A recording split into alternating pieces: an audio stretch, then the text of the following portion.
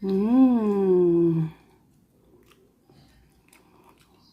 Harap. Hello mga kasari! Hello mga sisi ko! Have a blessed Sunday po sa ating lahat. God bless us all. Ayan mga sisi ko. Ngayon ay Sunday, di ba nabanggit ko na have a blessed Sunday. So, kauuwi lang namin, galing simbahan. And ngayon, andito na kami sa bahay. Yun na nga, nakauwi na dito na sa bahay. Ano ba sa Ate Rose? Gutom na siguro to. Okay, so for today's vlog ay mag-update tayo. So, open po ang ating tindahan ngayon. Wala kaming pasyal-pasyal. Walang lag-laag budget mga sisi. Kasi nako, ang mahal ng bilihin pag tayo'y lalabas. Siyempre, hindi talaga maiwasan na makagasto tayo ng medyo malaki, di ba? May makikita. Siyempre, magmerienda pa tayo. Kaya, dito lang muna kami sa bahay. Ayan. So, kung share lang kung ano yung kaganapan nyo yung Sunday dito sa amin. So, si Kuya Dave open na. Nag-open siya mga alas 12 siguro kanina. So, pahinga muna galing simbahan. Tapos, kapi-kapi. And, hindi na kami nag-breakfast pa. Kasi nakabili si Kuya Dave kaninang morning ng suman. Ayan, suman. Tapos, kapi na lang. Ayan, kapi.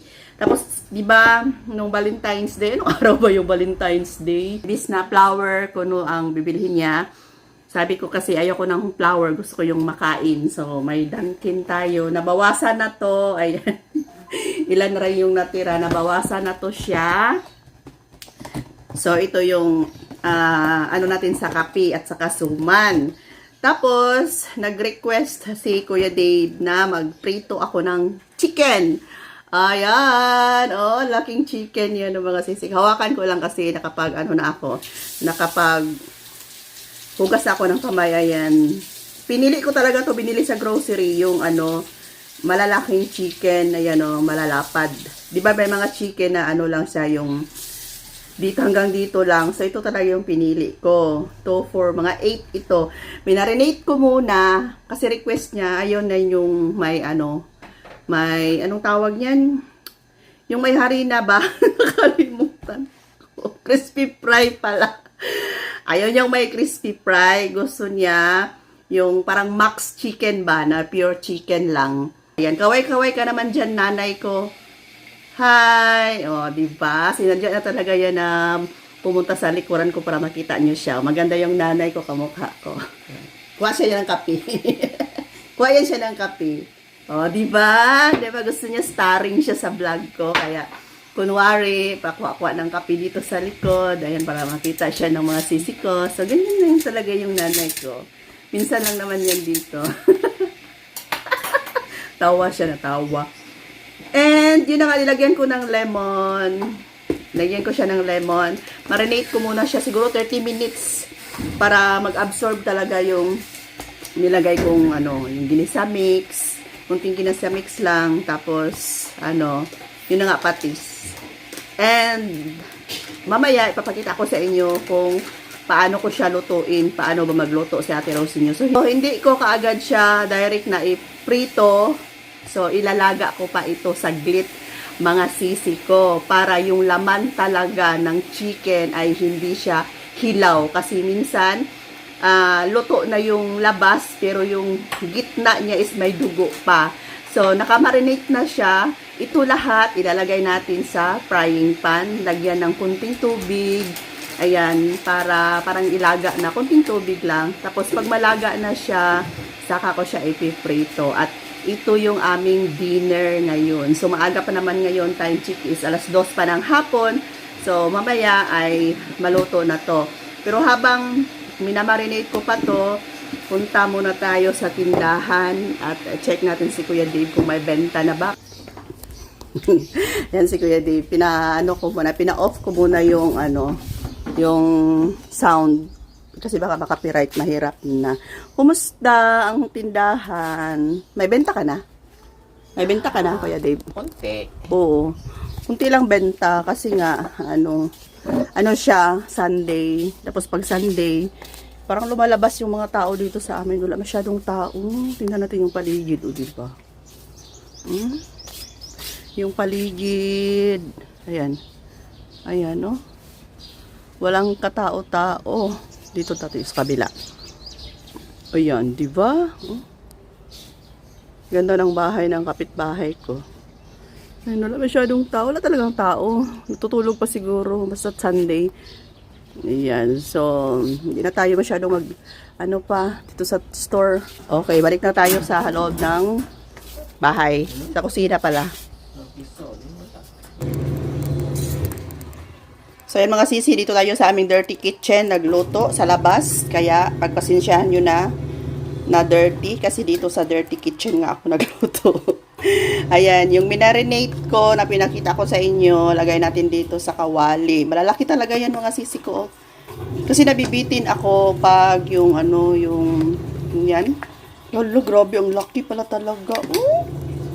Nabibitin ako kapag yung maliit.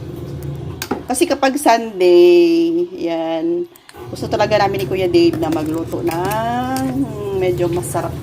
Water. Yan, water. Yung tama lang siya na mag-absorb sa kanya. Tapos, itong bawang na malalaki, yan, lagay natin dyan.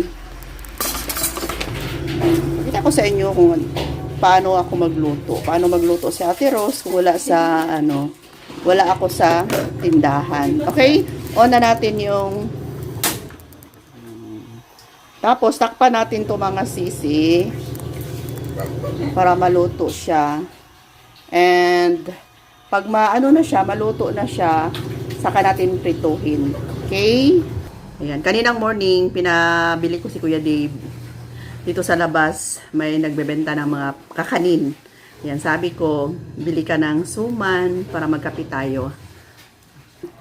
Ayan, nilagang manok. Pagkatapos ay prito natin to mga sis. Para sure na luto talaga yung chicken natin. Wala na siyang dugo sa loob. So, ayan ang mga sisi ko. Ayan, na-prito na natin. So, no need na siyang ipa-brown masyado kasi nga, nilaga na natin. Ayan, kunting lang, prito-prito. Tapos, may natira pang 3. Ayan, 7 lang pala to. Sabi ko kanina 8 kasi. Ayan, diba? Sarap niya, lutong-luto ang laman. Ayan. Ayan na mga sisi ko. Finally, luto na. Pero, nabawasan. Kinuha na ni Kuya Dave yung dalawa at kumain na siya. So, tingnan natin at tikman natin mga sisi ko. First pa ako nagluto ng ganito. Kasi kadalasan na niluluto ko, nilalagyan ko siya ng crispy fry.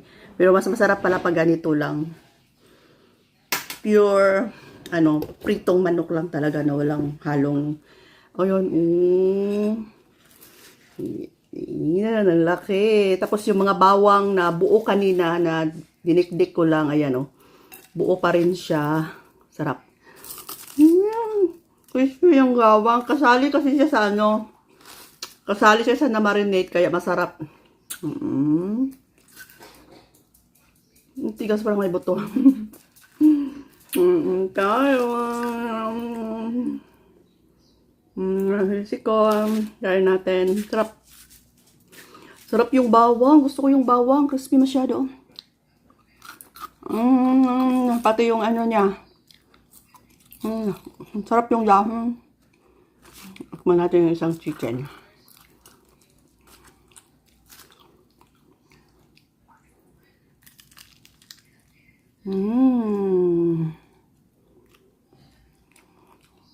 Harap. Kain tayo mga sisi ko. Okay, ito lang muna yung update natin for today. At kami kakain na. Have a blessed Sunday mga sisi ko. Bye for now. Love you all. Bye-bye. Kain tayo.